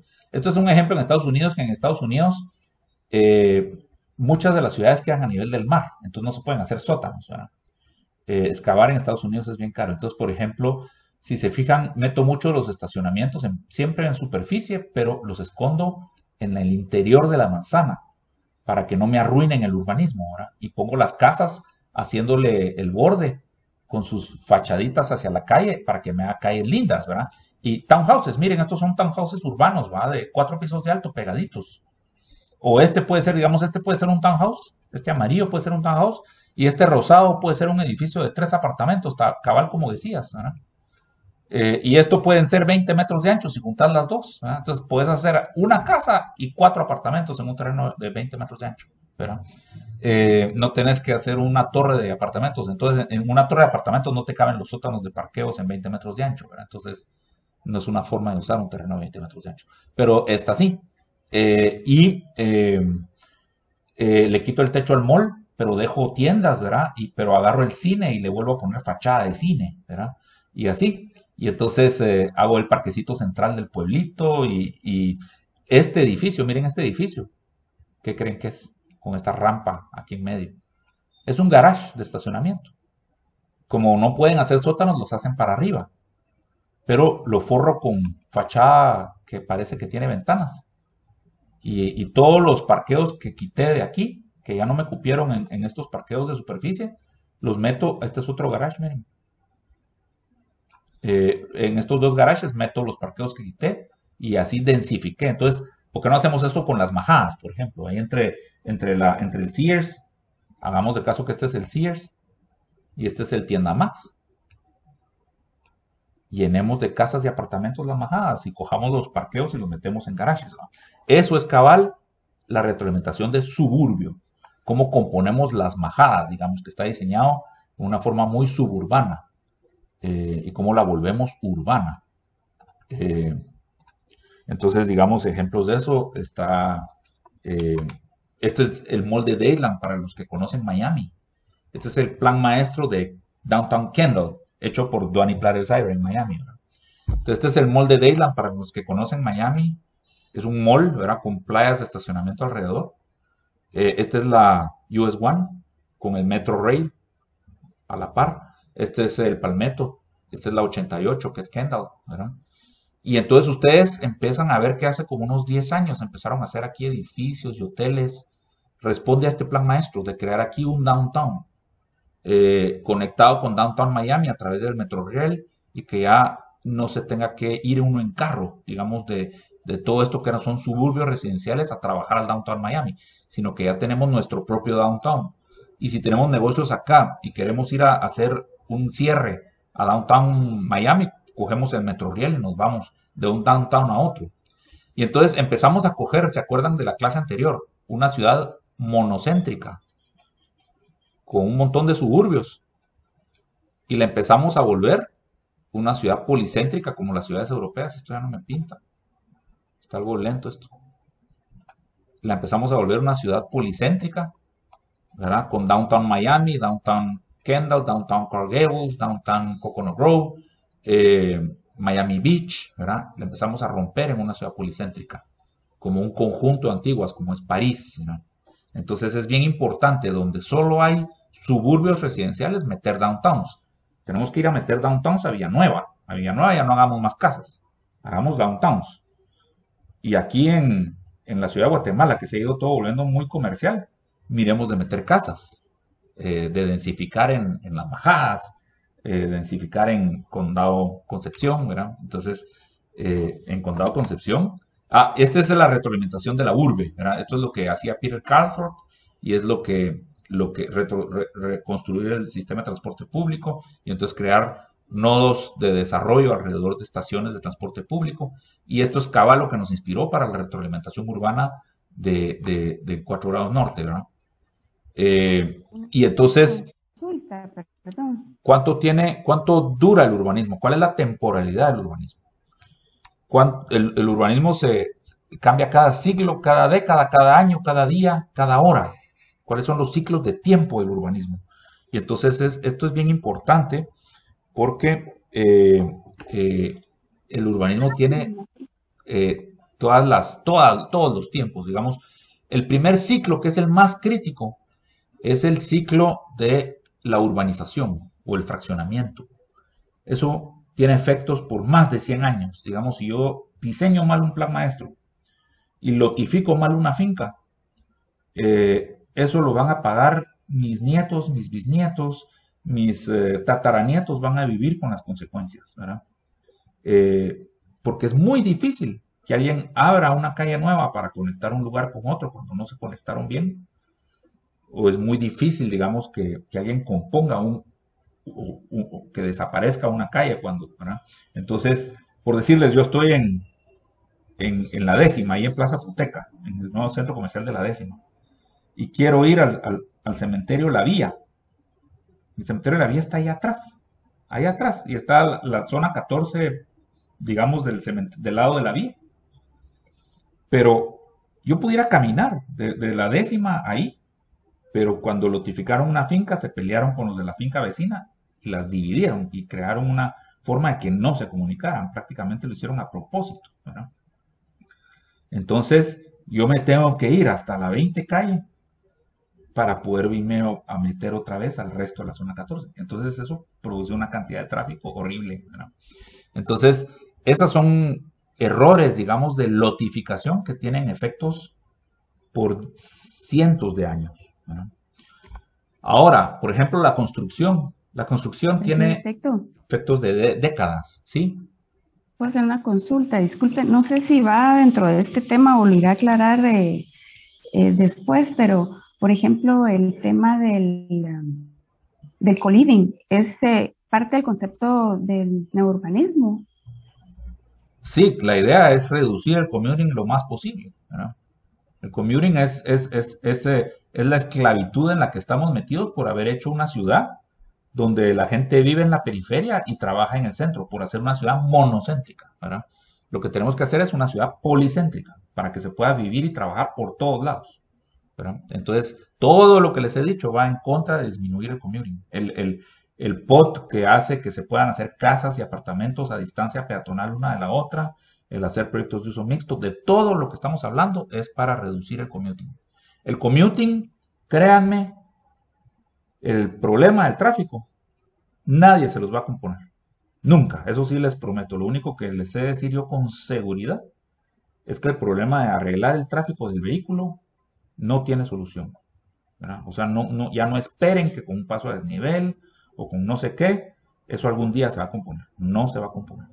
Solo se va a componer con un cambio de uso de suelo y con buen transporte público. Los problemas del commuting no se componen ni siquiera con transporte, ¿verdad? El commuting es que yo ya no tenga que manejar o trasladarme grandes distancias para ir a trabajar. Entonces, eso solo se compone con crear más centros urbanos con lugares de trabajo más cerca de donde vive la gente y crear más residencias cerca de donde trabaja la gente. Es decir, con cambiar el uso de suelo. Eso reduce el tráfico, no los pasos a desnivel. El mover menos a la gente, el uso de suelo. Y por eso el POT promueve que sea todo uso mixto. Y luego, lo otro que combate el tráfico es el transporte público, pero el transporte público no combate el commuting, ¿verdad? Digamos, mi hermana vivió 13 años en Nueva York y sus últimos, no sé, 5 años los vivió en Brooklyn porque no podía pagar las rentas de Manhattan, pero trabajaba en Manhattan y hacía commuting en metro, hacía commuting diario, lo hacía en metro, no lo hacía manejando ella, pero al final de cuentas era commuting porque se tenía que trasladar como ir de Villanueva a la zona 10, aunque fuera en metro, ¿verdad?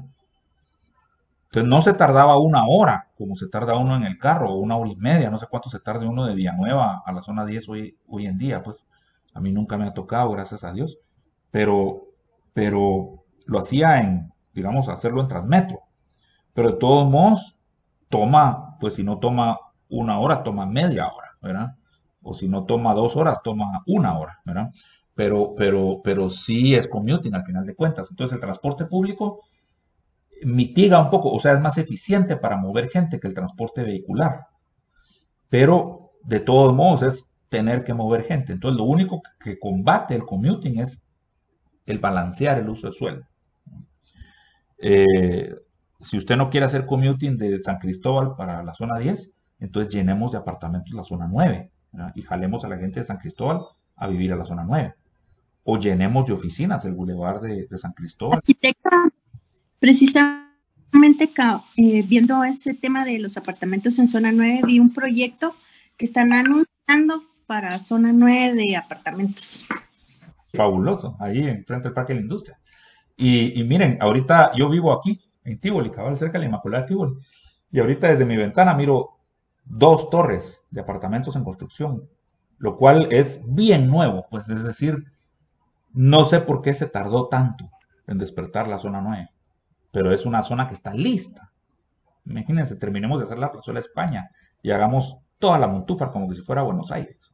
Está vacío, miren, de la Volkswagen al Parque de la Industria. Démosle, o sea, está esperándonos. Traigamos a todo Villanueva y a San Cristóbal a vivir aquí a la zona 9. Entonces, eso es el futuro, pero es reducir el commuting por uso de suelo. Entonces, digamos, regresando al tema, la construcción tiene efectos por décadas. Si yo construyo mal un edificio, si lo hago espantoso como el edificio del centro en la zona 1, pues durará décadas, pero eventualmente lo van a remodelar o lo van a demoler, ¿verdad? Si yo hago una casa en la zona 10, en los años 40, 50, hago un chalet ahí, y fue el chalet, y ahí crecieron mis hijos, pero ya se casaron y se fueron, y ya los abuelos se murieron, ¿verdad? Entonces viene la siguiente generación y coge la casa y se la alquila a un restaurante, ¿verdad? Pero luego ya la demuelen y se hace un edificio. Entonces la construcción generalmente dura décadas, no dura siglos, ¿verdad? Entonces cometer errores en la construcción pues duele porque dura décadas, pero no duele tanto como cometer errores en la planificación urbana, digamos, en la lotificación. Luego viene el uso. El uso dura años. Precisamente como les decía, está la casa que fue residencia por 20 años, pero luego se volvió la oficina del hijo mayor. Y luego ya él se lo alquiló a un restaurante. Entonces la casa ahí en la zona 10 se está usando de restaurante. Y después vuelve a ser, no sé, una central de banco, ¿no? Entonces los contratos de alquiler pues duran años, ¿verdad? Y el uso que se le está dando a una propiedad dura años. Y luego viene el ciclo más corto, que es el de la operación.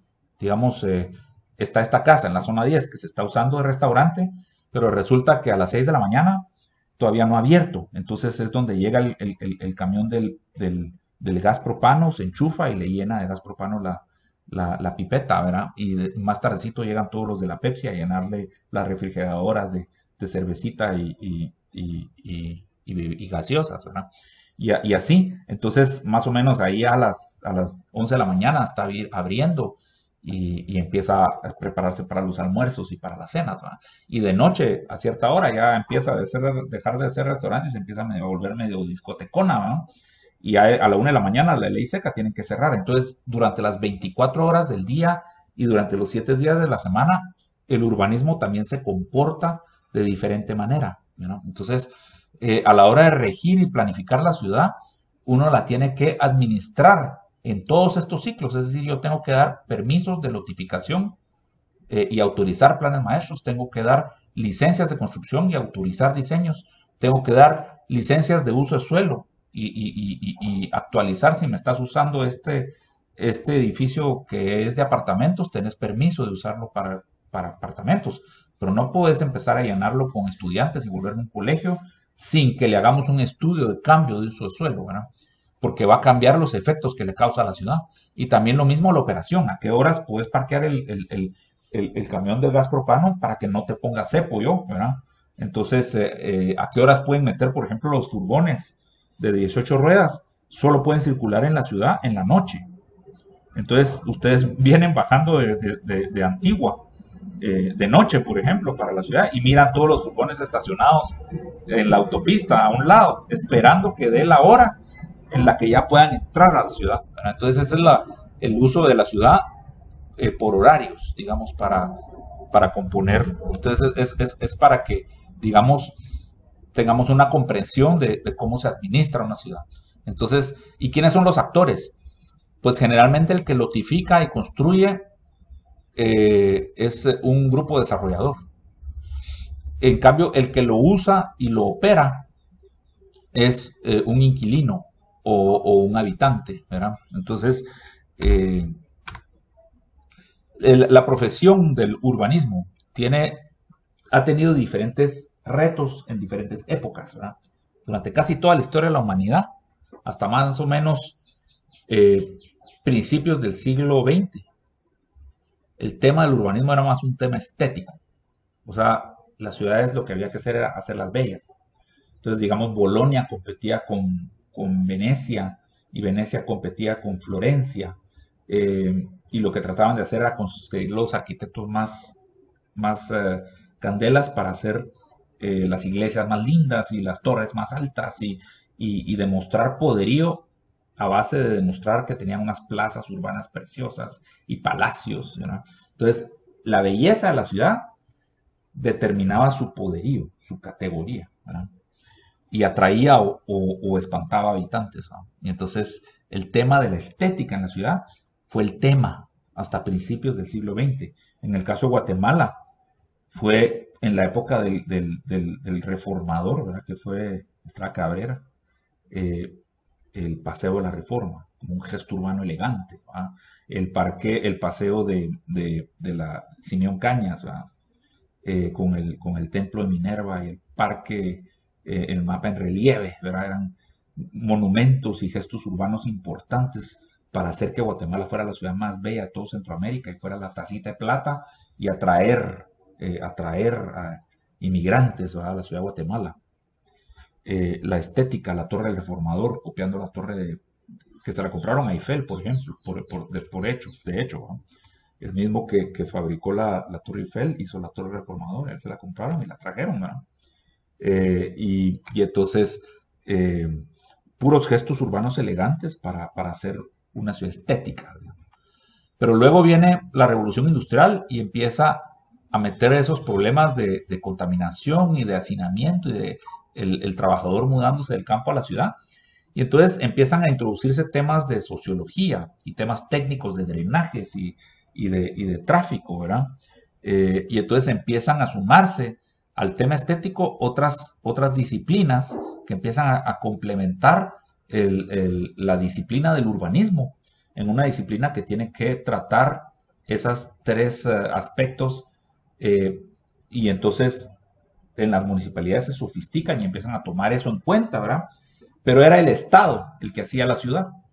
Entonces, digamos, en el caso de Guatemala, pues sigue la Municipalidad de Guatemala progresando, ¿verdad? Y en eso, pues hagamos el centro cívico y hagamos el Trébol y hagamos la Aguilar Batres y la Liberación y tracemos el resto de la ciudad y hagamos la Plazuela España y la calle Montúfar y hagamos una ciudad fabulosa, una ciudad de los años 50, ¿verdad? Progresista, modernista, toda hecha desde la municipalidad, ya resolviendo aspectos de los colectores de drenajes y de cómo se hace el transporte público, las primeras líneas de transporte público reguladas por la municipalidad, y entonces empiezan a sumarse esos aspectos hasta más o menos los años 60. Y esto que les estoy diciendo no es solo el caso de Guatemala, esto es mundial. Así se ha comportado la disciplina del urbanismo en todos lados del mundo. Hasta más o menos los años 60, las municipalidades, o pues en el caso de Guatemala, la Municipalidad de Guatemala, porque la ciudad de Guatemala era la única ciudad del país, ¿verdad?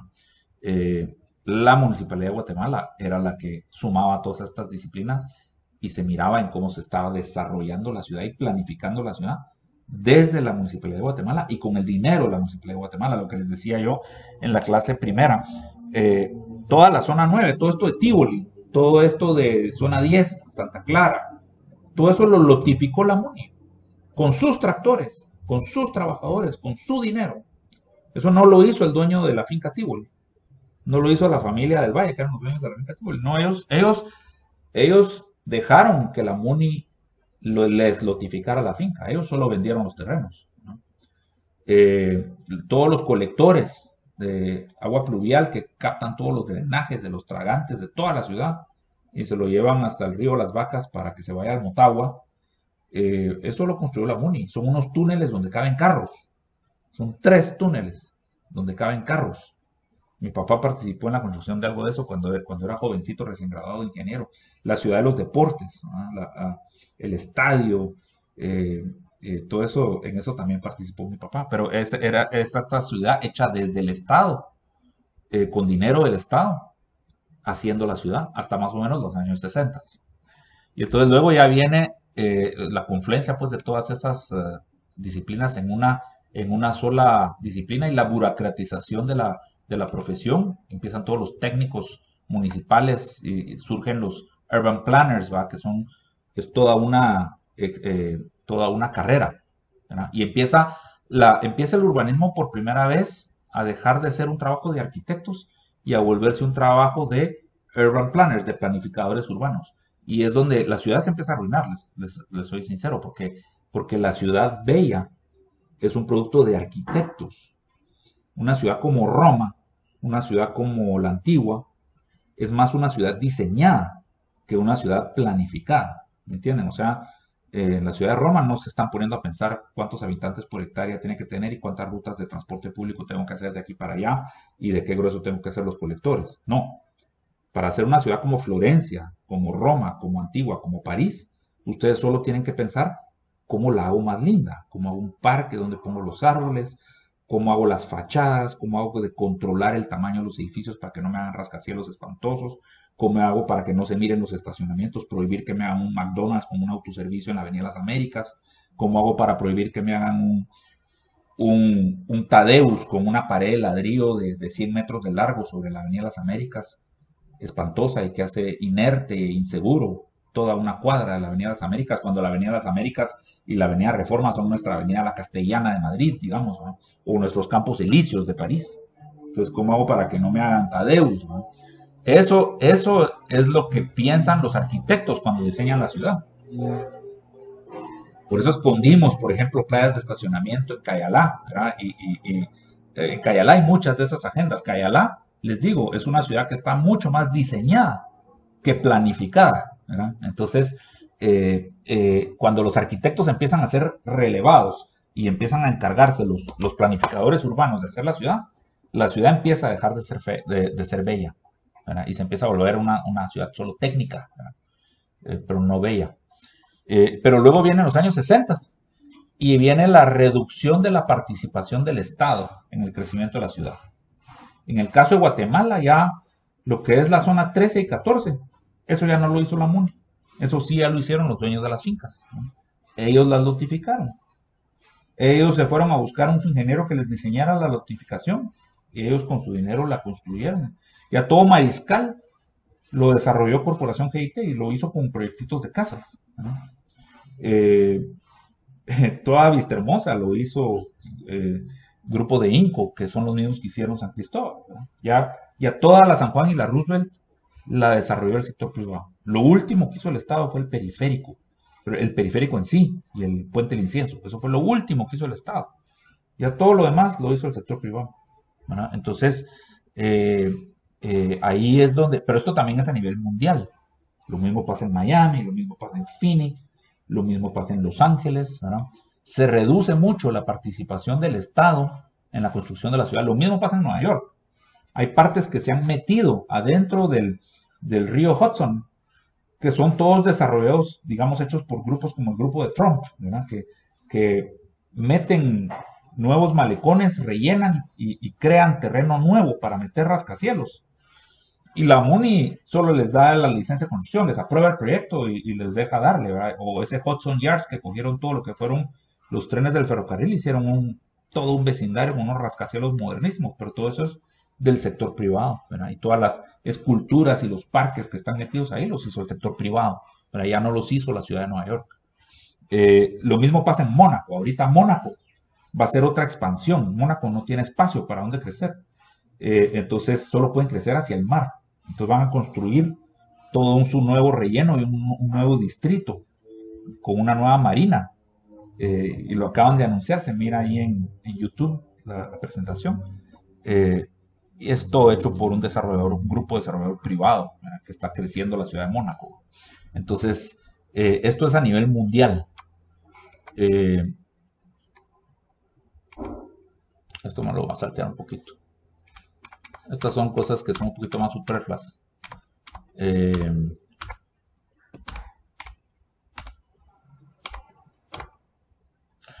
Quiero terminar con esto por hoy, ¿verdad? Básicamente es una comparación entre todo lo que hemos venido hablando, ¿verdad? Comparar Dubái con Roma. Entonces todo lo que tienen ustedes del lado de la izquierda es Dubái. Y quiero dibujar aquí una franca frontera, ¿verdad?, para que ustedes reconozcan la diferencia, ¿verdad? Todo lo que está a la izquierda es Dubái y todo lo que está a la derecha es Roma. Entonces, miren una foto aérea de Dubái, ¿verdad? Miren cómo está el edificio más alto del mundo en un desierto de vidrio para que le pegue el sol a todos lados, y hay que socarlo de aire acondicionado para que se pueda sobrevivir allá adentro, ¿verdad? Y un mall acá, y totalmente separado esto de esto, es decir, caminar de aquí para acá es espantoso, es como caminar de Tienda Max a Sears, ¿no? Y hacer estas cosas absurdas, ¿verdad? El edificio más alto del mundo peleándose con la fuerza de la gravedad. Cuando ustedes miran, digamos, ustedes miran un plano del primer piso de este edificio, ustedes, créanme, ¿verdad?, lo que miran es unas columnas así, ¿ve? Así, más o menos así como se los estoy dibujando. Es el plano del primer piso del edificio. Todo lo que les estoy rellenando es concreto. Es el grosor de las columnas en el primer piso. Y el espacio que queda vacío es donde están las tiendas y el espacio que puede usar la gente. Entonces esto es carísimo. Tiene unas pilastras de concreto en todo esto para poder hacer este edificio. Entonces cuando ustedes agarran este piso y tiene esta formita, digamos que el 40% es estructura y el 60% es habitable, ¿verdad?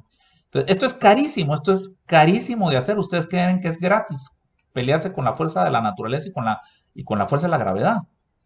Y se necesitan unos elevadores que, fíjense, es tan alto que el elevador va aquí a la cabina, sube el cable, pasa por el motor en el techo del edificio y baja y tiene un contrapeso, ¿verdad? Así funcionan los elevadores. Entonces lleno esto con gente y el contrapeso me compensa. Entonces, como este contrapeso va a bajar, eso me ayuda a subir la cabina, ¿verdad? No tiene que hacer toda la fuerza del motor. Pero el cable también pesa. Entonces, cuando yo tengo la cabina hasta arriba, aquí está el motor, y tengo el contrapeso hasta abajo, el cable está de un lado. Entonces tengo mucho más peso de un lado que donde está la cabina. Entonces resulta que yo tengo un límite para saber qué tan alto puedo hacer un elevador, cuántos pisos es lo máximo que yo puedo hacer un elevador para que el motor y el mismo cable aguanten, ¿verdad? Entonces, ¿qué resulta? Que aquí tengo pisos donde uno se tiene que bajar del elevador y subirse a otro, ¿verdad? Tengo que hacer transferencia de elevadores porque no puedo hacer los elevadores que recorran todo el edificio, ¿verdad? Entonces, créanme que es carísimo y es absurdo ese edificio. Ese problema no lo tiene Roma. Miren, todos estos edificios se suben a pie, ¿verdad? Luego, el ambiente, ¿verdad? En Roma, miren, las callecitas son angostas y son empedradas. Entonces, aquí llueve y la lluvia se cuela al subsuelo. Entonces, absorbe la humedad y no estoy resecando el subsuelo por estar haciendo pozos, ¿verdad? Y calles impermeables. Está hecha toda de piedra, madera y barro estos edificios que no pasan de moda, son de una estética eterna, digamos, ¿no? Como las casas de Antigua. No son de arquitectura moderna, entonces no pasan de moda. No tengo que poner árboles porque los edificios me hacen sombra. Por lo angosto que son las calles y lo alto que son los edificios, pues me crean un ambiente agradable de sombra. En Roma, en agosto, es un calor infernal, húmedo. y los edificios crean un efecto de chiflones como radiador, y entre sus patios, sus aguanes y sus callejones se refresca la ciudad, se mueve el aire, increíble, ¿verdad? Funciona súper bien, como que la ciudad entera tuviera aire acondicionado en ciertos sectores. Luego tiene sus fuentes, ¿verdad?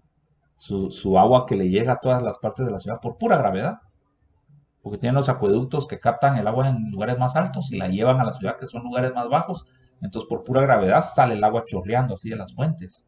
Entonces, los habitantes podían venir a llenar sus vasijas de agua a la fuente y llevarla a sus casas. Y esas fuentes, que tienen miles de años de existir, siguen funcionando, ¿no? Aquí ustedes se cocinan, digamos, estos son tulipanes en Dubái, llenan de tulipanes las autopistas y los tienen que cambiar cada semana porque no soportan el desierto. Entonces llegan aviones con tulipanes para cambiar los tulipanes cada semana. Y afuera en la calle uno se asa, ¿verdad? Esta es una bonita foto de un bonito sector de Dubái, ¿verdad? Pero no es nada comparado, digamos, con lo agradable que es caminar por los callejones de Roma, ¿verdad? Entonces, eso es comparando si lo nuevo que se está haciendo en realidad es mejor que lo que ya se hacía antes, ¿verdad? Y esto es otro ejemplo bien claro de la diferencia entre la arquitectura moderna y la arquitectura tradicional. Y es que la arquitectura tradicional está dirigida a la mente, está dirigida al sentido. Entonces yo, por ejemplo, para diseñar un edificio como el Coliseo, ¿qué es el Coliseo? Es un andamiaje para sentarse, ¿cómo se llama? Es una estantería, ¿verdad? Entonces hago los niveles de la estantería y los hago claros, ¿verdad? Hago los arcos que me llevan el peso de acá, se empieza a distribuir por las piedras en curva para irse a las patas y aquí llegan al suelo. Y entonces cuando ya cerré el arco ya puedo poner un tablón horizontal que me lo vuelve estable. Y sobre eso puedo empezar a construir otra estantería, ¿verdad? Y es bien clara una cosa sobre la otra y se está celebrando cuando una estantería se termina y empieza otra, ¿verdad? Y las fuerzas horizontales y las fuerzas verticales se están celebrando con los adornos de la arquitectura, si ustedes lo quieren ver, pero es una arquitectura que en sus adornos está diciendo lo que es, está siendo muy clara. Yo soy un sistema vertical estructural para crear una especie de estantería para que se venga a sentar la gente a ver un espectáculo. El edificio está diciendo cómo funciona estructuralmente y cómo funciona estéticamente. Son un poema que trabaja junto. Y eso lo entiende la mente. Cuando ustedes van a una casa de la antigua y van al patio y miran una pilastra de madera, ¿verdad? Que se sienta en una basecita de piedra.